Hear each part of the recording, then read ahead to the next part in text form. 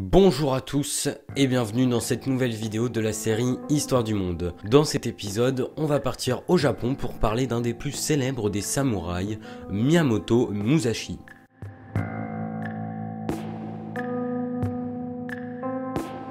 Et juste avant de commencer la vidéo, vous connaissez mais c'est très important, pensez à vous abonner pour ne pas louper mes prochaines vidéos, ainsi que des exclus qui sortiront prochainement sur la chaîne. Et dites-moi dans les commentaires votre style de guerrier préféré, qu'il soit samouraï, chevalier ou bien encore viking. Alors on commence. Les détails de la vie de Miyamoto Musashi, plus grand samouraï japonais, sont souvent obscurcis par la fable et la fantaisie. L'identité même de sa mère est débattue. Néanmoins, certains historiens ont pu créer un portrait convaincant de l'homme. Miyamoto Musashi serait nommé à l'origine Benosuke et serait né en 1584 dans la province japonaise de Harima, dans l'ouest du Konshu, au village de Miyamoto. Son nom de famille est issu de son village d'origine, Miyamoto. Il était également connu sous le nom de Shimne Takezo ou Miten Doraku.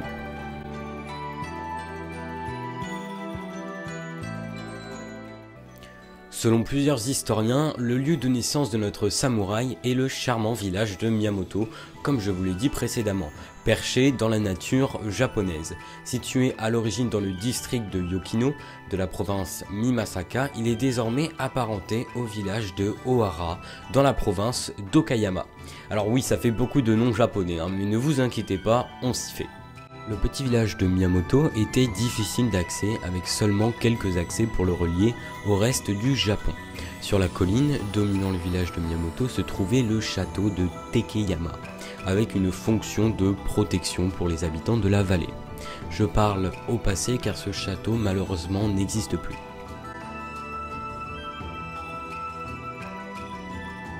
Il existe une information capitale dans le parcours et la construction martiale de Miyamoto Musashi, son rapport avec son père. Miyamoto Munisai, père de Musashi, était également un artiste martial reconnu dans le Japon. C'est peut-être ainsi que le cœur de l'âme de Musashi ont hérité de l'amour de l'épée pour se transformer au désir de devenir le plus grand épéiste du Japon. Mais sa relation avec son père était malheureusement tumultueuse.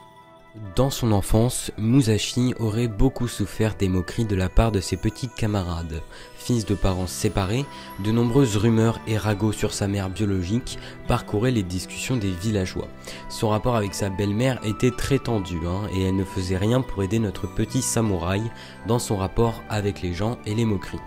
D'ailleurs, la légende dit que Musashi s'est formé tout seul dès le plus jeune âge à l'art du combat à l'épée, et surtout en pratiquant le mimétisme, comme la plupart des étudiants en arts martiaux de l'époque, et en particulier sur son père. Mais malheureusement, à mesure que Musashi devenait plus expérimenté, son esprit critique envers les techniques d'arts martiaux de son père augmentait.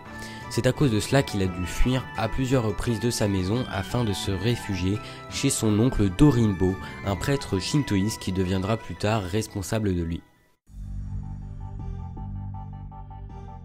Dans le Japon féodal, l'instabilité régnait en maître. La guerre était la norme de nombreux samouraïs. Et de nombreux combattants perdaient la vie chaque jour dans des guerres entre seigneurs féodaux. Et à cette époque, le Japon était divisé en deux camps, l'Est et l'Ouest. Le camp des Tokugawa pour l'Est et celui des Toyotomi pour l'Ouest. Musashi s'engagea du côté de l'Ouest par commodité vu les origines géographiques de son village. Et malgré son âge, le jeune homme devait faire ses preuves sur le champ de bataille.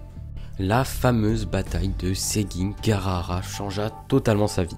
Le 21 octobre 1600, lors d'une bataille gigantesque qui marqua le changement d'une ère au Japon, Miyamoto Musashi, en qualité de soldat, subit une lourde défaite, mais eut la chance de survivre. Cette bataille lui fit alors prendre conscience qu'il ne devait vivre que pour lui-même. C'était décidé. Il devient alors un samouraï sans maître, un ronin. Il ne travaillerait plus pour un seigneur et assumerait son statut de samouraï sans maître. Musashi a ainsi révolutionné la façon de penser de ses combattants en cassant les codes établis. Il ne se souciait guère du regard des autres et de son statut. Sa vie serait simplement dédiée au katana. Le Japon changea d'ère sous la domination du camp de l'Est et des Tokugawa. Musashi devenait alors un ennemi à éliminer. En l'espace de quelques instants, il était devenu un ronin du côté des perdants. Mais plutôt que de travailler pour un autre seigneur, il décida de dévouer sa vie entière au travail de ses compétences à l'épée, en provoquant de nombreux duels à mort dans tout le Japon.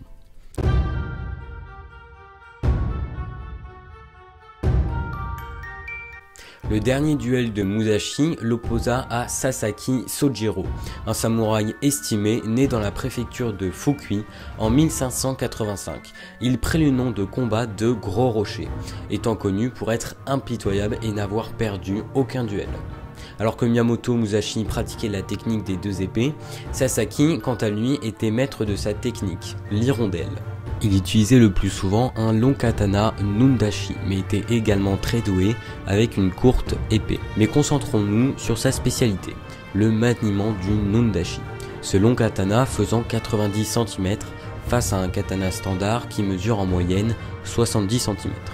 Miyamoto a très vite entendu parler de la notoriété de Sasaki, ainsi que de son habileté au maniement des armes. Il le défia par l'intermédiaire d'un haut fonctionnaire. Le combat se déroula sur une île isolée, maintenant célèbre, nommée Funajima. Le plus grand combat de tous les temps des samouraïs pouvait alors commencer. À la surprise de tous, Musashi disparut plusieurs jours avant le combat de la province de Osakawa. Certains observateurs pensaient qu'il prit peur, mais pourtant, d'après le récit, Musashi se serait levé tranquillement d'un petit village près du rendez-vous avant de prendre une barque pour rejoindre l'île de son duel. En tant que fin stratège, Miyamoto Musashi décida de sculpter une rame en bois afin d'allonger la portée de son épée, cette dernière devenant alors plus longue que la fameuse nundashi de Sasaki Kojiro. La légende raconte que notre samouraï préféré serait arrivé très en retard à son duel. Pour beaucoup, cet acte fut de la négligence, sauf que cela reviendrait à sous-estimer Miyamoto Musashi dans son approche du combat. Mais en fait, en faisant cela, il a en fait perturbé Sasaki Kojiro dans son esprit. La combinaison de la disparition de Musashi et son retard créèrent un cocktail détonnant pour les esprits. Lors de l'arrivée de Musashi, Kojiro furieux jeta son fourreau et se dirigea vers Musashi pour en découdre. Contrairement à ce que tout le monde pourrait penser, les manœuvres subtiles de Musashi firent perdre son sang-froid à Kojiro, qui se précipita vers notre samouraï. Musashi l'avait rêvé et put anticiper le violent coup de sabre que lui portait Kojiro. Il riposta d'un violent coup à la tête avec son épée rame si bien conçue. Kojiro, quant à lui, réussit à ouvrir la jambe de Musashi d'un coup d'épée bien placé. Mais cela fut de courte durée car Musashi riposta en ouvrant les entrailles de Kojiro Sasaki. Il tomba par terre et mourut dans son sang. Musashi avait fini son dernier combat face à un adversaire réputé invincible et pour beaucoup bien plus fort que lui. Il se retira devant les témoins du combat et suite à ce duel et pour la mémoire de Kojiro, l'île fut rebaptisée Kenryo-ima.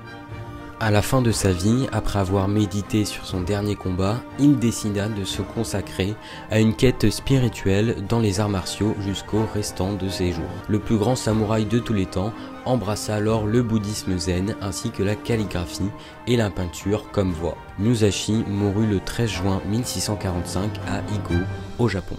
Et voilà, c'est la fin de cette vidéo, j'espère que vous avez apprécié cette histoire. Dites-moi dans les commentaires votre guerrier préféré, qu'il soit viking, chevalier ou samouraï. Et nous, on se retrouve la semaine prochaine, 17h15, pour une prochaine vidéo où on retournera sur de la mythologie grecque pour parler d'un dieu qu'une personne m'a demandé de faire.